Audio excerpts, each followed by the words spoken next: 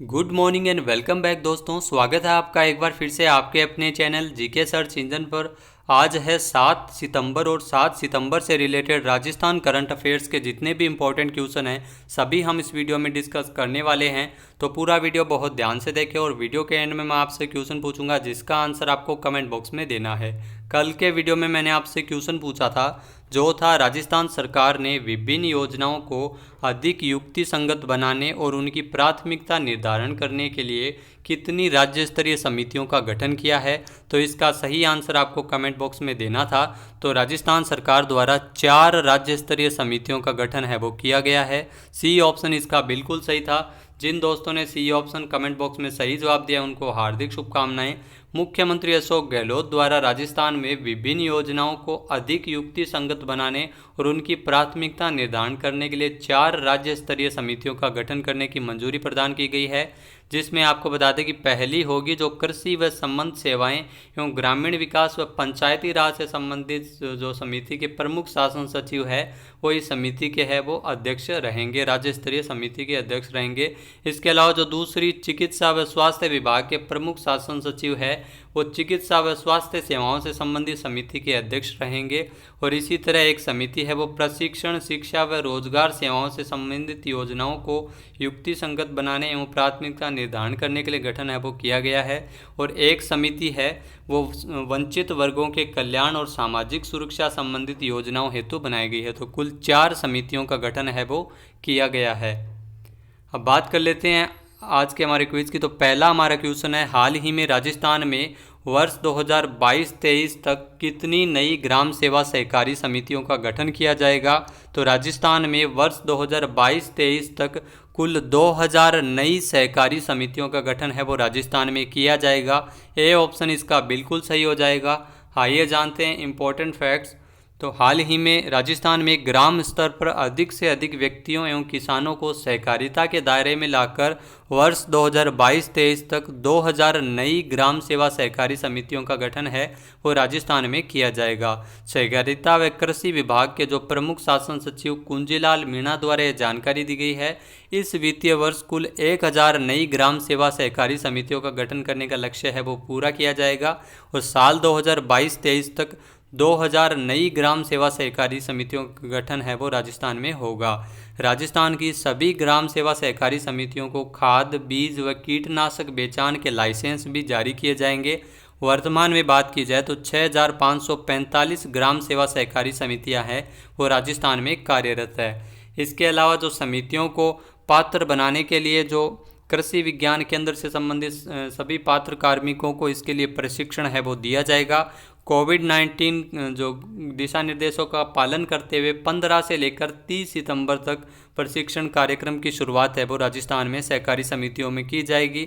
सहकारिता से राजस्थान के तकरीबन 70 लाख किसान किसी न किसी रूप से जुड़े हुए हैं, उन्हें सेवा प्रदान की जा रही है। और 100 ग्राम सेवा सहकारी समितियों पर कस्टम हायरिंग सेंटर की भी स्थापना है वो की जाएगी। तो 2000 नई ग्राम सेवा सहकारी समितियों का गठन है वो राजस्थान में साल 2022-23 तक किया जाएगा। नेक्स्ट यहाँ पे क्वेश्चन है, हाल ही में राजस्थान में प्रमुख धार्मिक व पर्यटन स्थलों पर आने वाले पर्यटकों एवं श्रद्धालुओं को मेडिकल सुविधाएं उपलब्ध करवाने हेतु कितने हेल्थ एंड वेलनेस सेंटर स्थापित किए जाएंगे। तो हाल ही में राजस्थान सरकार द्वारा ये घोषणा की गई है कि प्रमुख धार्मिक व पर्यटन स्थलों पर आने वाले पर्यटकों एवं श्रद्धालुओं को मेडिकल सुविधाएं मुहैया करवाने के लिए 20 हेल्थ एंड वेलनेस सेंटर है वो स्थापित किए जाएंगे। बी ऑप्शन इसका बिल्कुल सही हो जाएगा। आइए जानते हैं इम्पोर्टेंट फैक्ट्स। तो राजस्थान में 20 नए हेल्थ एंड वेलनेस सेंटर है वो प्रमुख धार्मिक स्थलों एवं पर्यटन स्थलों पर आने वाले जो श्रद्धालुओं हैं और पर्यटकों हैं उनके लिए है वो सुविधा मेडिकल सुविधा उपलब्ध करवाने के लिए ये हेल्थ एंड वेलनेस सेंटर है वो खोले जा रहे हैं, जहां पर पर्यटकों एवं श्रद्धालुओं को एक ही छत के नीचे परंपरागत आयुर्वेदिक योग एवं प्राकृतिक चिकित्सा पद्धति से इलाज है वो मिल सकेगा। इन स्थानों पर असंक्रामक बीमारियों जैसे दिल, डायबिटीज, मानसिक तनाव, मोटापा, हाइपरटेंशन आदि बीमारियों का एक ही छत के नीचे आउटडोर इंडोर पंचकर्म 4 सूत्र हर्बल गार्डन की सुविधा भी मिल सकेगी। तो 20 स्थानों पर हेल्थ एंड वेलनेस सेंटर है वो पर्यटन एवं धार्मिक स्थलों पर खोले जाएंगे। आपको बता दें कि धार्मिक एवं पर्यटन स्थलों पर आने वाले पर्यटकों को पीपीपी यानी पब्लिक प्राइवेट पार्टनरशिप मॉडल पर हेल्थ एंड वेलनेस सेंटर है वो विकसित किया जाएगा। इससे मेडिकल टूरिज्म के साथ साथ आयुर्वेदिक, योग एवं प्राकृतिक चिकित्सा को बढ़ावा मिलेगा। नेक्स्ट यहाँ पे क्वेश्चन है, हाल ही में राजस्थान के किस व्यक्ति को तकनीकी विषयों में हिंदी में श्रेष्ठ लेखन के लिए इस वर्ष का राजभाषा गौरव पुरस्कार देने की घोषणा की गई है? तो हाल ही में राजस्थान के बालेंदु शर्मा दादीज को तकनीकी विषयों पर हिंदी में सर्वश्रेष्ठ लेखन के लिए इस साल का राजभाषा गौरव पुरस्कार है वो इन्हें प्रदान किया जाएगा। बी ऑप्शन इसका बिल्कुल सही हो जाएगा। आइए जानते हैं इंपॉर्टेंट फैक्ट्स। तो केंद्रीय गृह मंत्रालय की ओर से तकनीकी विद और पूर्व संपादक बालेंदु शर्मा दादीज को तकनीकी विषयों पर हिंदी भाषा में श्रेष्ठ लेखन के लिए इस वर्ष का राजभाषा गौरव पुरस्कार है वो प्रदान किया जाएगा, जो काफ़ी इंपॉर्टेंट है।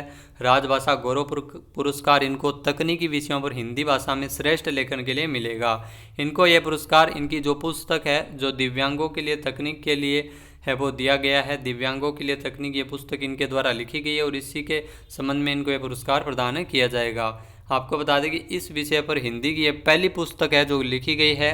राष्ट्रपति रामनाथ कोविंद द्वारा हिंदी दिवस के अवसर पर नई दिल्ली में होने वाले समारोह में केंद्रीय गृह मंत्री अमित शाह की उपस्थिति में ये सम्मान है वो इनको दिया जाएगा। बालेंदु है वो विश्व की अग्रणी तकनीक कंपनी माइक्रोसॉफ्ट में निदेशक के रूप में कार्यरत थे और भारतीय भाषा एवं सुगमता के पद पर इनका है वो नियुक्त किया गया है। इससे पहले इन्होंने अपने करियर की शुरुआत है वो पत्रकारिता से की गई थी। तो बालेंदु दादीज है जिनको यह पुरस्कार प्रदान किया जाएगा। नेक्स्ट यहाँ पे क्वेश्चन है, हाल ही में आयोजित 32वीं स्टेट एम्पावर्ड कमेटी की बैठक की अध्यक्षता किसके द्वारा की गई थी? तो हाल ही में आयोजित 32वीं स्टेट एम्पावर्ड कमेटी की बैठक की अध्यक्षता की थी राजीव स्वरूप ने। सी ऑप्शन इसका बिल्कुल सही हो जाएगा। आइए जानते हैं इंपॉर्टेंट फैक्ट्स। तो राजस्थान के जो मुख्य सचिव है राजीव स्वरूप, इनकी अध्यक्षता में ये 32वीं स्टेट एम्पावर्ड कमेटी की बैठक है वो आयोजित की गई थी। राज्य में निवेश व रोजगार को बढ़ाने के लिए निवेशकों के साथ इस बैठक में चर्चा की गई थी। निवेशकों के लिए राजस्थान में Rajasthan investment promotion scheme RIPS 2019 के माध्यम से कई रियायतें और सहूलियतें हैं वो निवेश करने वाली कंपनियों को दी जा रही है। इसके तहत स्कीम के बजाय अतिरिक्त अन्य लाभ भी दिए गए हैं। साथ ही साथ राजस्थान में नए उद्योगों को बढ़ावा देने के लिए वन स्टॉप शॉप सिस्टम भी लागू किया गया था। नेक्स्ट यहाँ पे क्वेश्चन है, हाल ही में गीता कुमारी को शिक्षा के क्षेत्र में उत्कृष्ट योगदान के लिए राष्ट्रीय शिक्षक पुरस्कार से नवाजा गया है। गीता कुमारी है वो राजस्थान के किस जिले से संबंधित है? तो गीता कुमारी का संबंध है वो राजस्थान के बाड़मेर जिले से है। ए ऑप्शन इसका बिल्कुल सही हो जाएगा। शिक्षा के क्षेत्र में उत्कृष्ट योगदान के लिए राष्ट्रीय शिक्षक पुरस्कार है वो गीता कुमारी को दिया गया है जो बाड़मेर से संबंधित है। आइए जानते हैं इंपॉर्टेंट फैक्ट्स। तो राजस्थान के बाड़मेर जिले की शिक्षिका गीता कुमारी का चयन है वो राष्ट्रीय शिक्षक पुरस्कार के लिए किया गया था और इनको सम्मानित किया गया था 5 सितंबर को। यह पुरस्कार प्राप्त करने वाली यह राजस्थान की एकमात्र शिक्षिका है। इनको शिक्षा के क्षेत्र में उत्कृष्ट कार्य के लिए पुरस्कार है वो दिया गया है। पूरे देश में विभिन्न क्षेत्रों में बेहतरीन कार्य करने वाले 47 शिक्षकों को इस साल शिक्षक दिवस के अवसर पर 5 सितंबर को सम्मानित किया गया था। राजस्थान से एकमात्र गीता कुमारी का इसमें चयन हुआ था।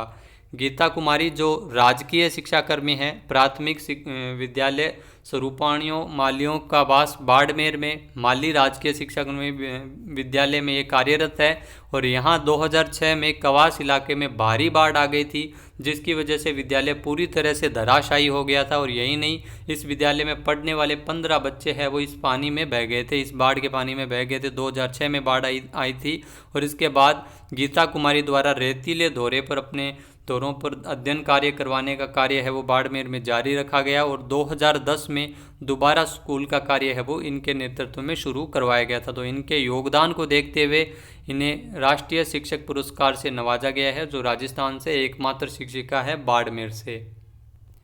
नेक्स्ट यहाँ पे क्वेश्चन है, राजस्थान का कौन सा जिला राजस्थान सतत विकास सूचकांक में शीर्ष स्थान पर रहा है?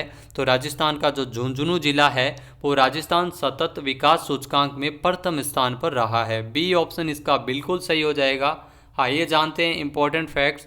तो राजस्थान सतत विकास सूचकांक में झुंझुनू जिला है वो शीर्ष स्थान पर रहा है। 100 में से झुंझुनू को 69.66 अंक मिले हैं। राजस्थान सतत विकास सूचकांक का जो मुख्य उद्देश्य है वो 12 लक्ष्यों के साथ साथ 21 संकेतकों के आधार पर सतत गोल विकास पर जिलों की प्रगति को दर्शाना है। अंतिम स्थान पर जैसलमेर रहा था राजस्थान सतत विकास सूचकांक में, और प्रथम स्थान पर झुंझुनू जिला रहा था। एसडीजी भारत सूचकांक 2019 के अनुसार केरल है वो 70 अंक के साथ सबसे प्रथम स्थान पर है एसडीजी सूचकांक में। नेक्स्ट यहाँ पे क्वेश्चन है, हाल ही में किसे सीआईआई राजस्थान का नया अध्यक्ष बनाया गया है? तो हाल ही में सीआईआई राजस्थान का नया अध्यक्ष बनाया गया है विशाल वैद्य को। ए ऑप्शन इसका बिल्कुल सही हो जाएगा। आइए जानते हैं इंपॉर्टेंट फैक्ट्स। तो सीआईआई राजस्थान का नया अध्यक्ष बनाया गया है विशाल वैद्य को। जो वर्ष 2020-21 के लिए इनकी नियुक्ति है वो सीआईआई के नए अध्यक्ष के रूप में की गई है। उपाध्यक्ष के पद पर संजय बाबू को नियुक्त किया गया है।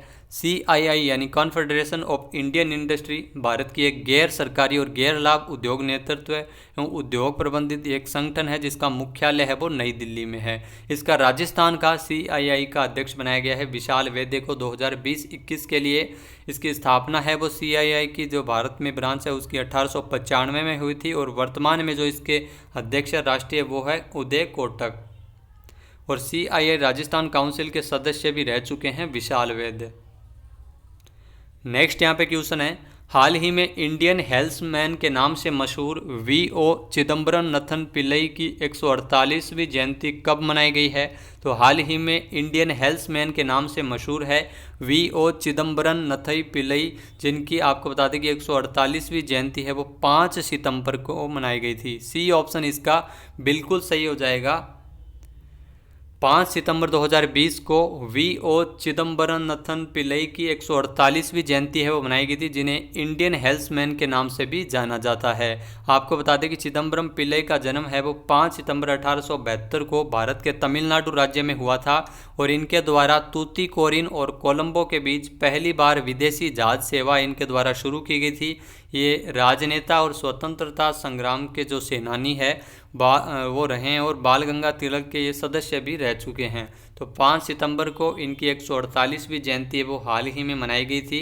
इनके द्वारा एक स्वदेशी नेविगेशन कंपनी जहाज कंपनी है वो शुरू की गई थी 1906 में, और इन्हीं की याद में तमिलनाडु में तूतीकोरिन बंदरगाह का नाम वीओसी पोर्ट ट्रस्ट है वो किया गया है, जो काफ़ी इम्पोर्टेंट है। नेक्स्ट यहाँ पे क्वेश्चन है, हाल ही में किसे इटली में भारत के अगले राजदूत के रूप में नियुक्त किया गया है? तो इटली में भारत के अगले राजदूत के रूप में नियुक्त किया गया है डॉक्टर नीना मल्होत्रा को। बी ऑप्शन इसका बिल्कुल सही है। आइए जानते हैं इंपॉर्टेंट फैक्ट्स। तो राजनयिक डॉक्टर नीना मल्होत्रा को इटली में भारत के अगले राजदूत के रूप में इनको नियुक्त किया गया है। नीना मल्होत्रा है वो 1992 बैच की भारतीय विदेश सेवा की अधिकारी है, और वर्तमान में आपको बता दें कि ये अतिरिक्त सचिव के पद पर कार्यरत है भारतीय विदेश सेवा में। और इटली में जो प्रधानमंत्री है इटली के वो है जूसेप कोंटे, और इटली की राजधानी है रोम। हाल ही में आपको बता दें कि कल भी एक क्वेश्चन आया था जिसमें राजकुमार श्रीवास्तव को क्रोएशिया गणराज्य का भारत का राजदूत बनाया गया है, और नीना मल्होत्रा को इटली में भारत के अगले राजदूत के रूप में नियुक्त किया गया है। दोनों ही काफ़ी इंपॉर्टेंट है। नेक्स्ट यहाँ पे क्वेश्चन है, हाल ही में भारतीय नौसेना और किस देश की नौसेना के बीच द्विवार्षिक द्विपक्षीय समुद्री अभ्यास इंदिरा नेवी के 11वें संस्करण का आयोजन बंगाल की खाड़ी में किया गया था? तो हाल ही में भारतीय नौसेना और रूस की नौसेना के बीच ये इंदिरा नेवी अभ्यास है वो आयोजित किया गया था। बी ऑप्शन इसका बिल्कुल सही हो जाएगा। आइए जानते हैं इंपॉर्टेंट फैक्ट्स। तो हाल ही में भारतीय नौसेना और रूस की नौसेना के बीच इंदिरा नेवी के 11वें संस्करण का आयोजन है वो किया गया था। यह द्विवार्षिक और द्विपक्षीय समुद्री अभ्यास है जो 4 से लेकर 5 सितंबर 2020 को बंगाल की खाड़ी में आयोजित हुआ था। इंदिरा नेवी 2020 अभ्यास है वो द्विवार्षिक दोनों देशों की नौसेनाओं के बीच अंतर संचालन को सुदृढ़ करने के उद्देश्य से किया जाता है। हर 2 साल में एक बार इसका आयोजन होता है। भारतीय नौसेना के जो वर्तमान में अध्यक्ष है वो है एडमिरल करमबीर सिंह। अब बात कर लेते हैं आज के हमारे क्विज की। तो आज का हमारा क्विज है, हाल ही में जारी वर्ष 2019 की एक रिपोर्ट के अनुसार ease of doing business ranking में राजस्थान है वो कौन से स्थान पर है? एक बार फिर से सुनिएगा। हाल ही में जारी 2019 की ease of doing business ranking में राजस्थान है वो कौन से स्थान पर रहा है, इसका सही आंसर आपको कमेंट बॉक्स में देना है। और अगर ये वीडियो आपको पसंद आए तो इसको लाइक और शेयर करना न भूलें। साथ ही साथ हमारे चैनल को भी जरूर सब्सक्राइब करें। इस वीडियो की PDF फाइल आप वीडियो के डिस्क्रिप्शन बॉक्स से डाउनलोड कर सकते हैं और इस क्वेश्चन का आंसर आप वोट करके भी कर सकते हैं। वीडियो कैसा लगा कमेंट बॉक्स में ज़रूर बताएं। वीडियो को ज़्यादा से ज़्यादा शेयर करें, लाइक करें। वीडियो देखने के लिए धन्यवाद। जय हिंद, जय भारत, जय राजस्थान।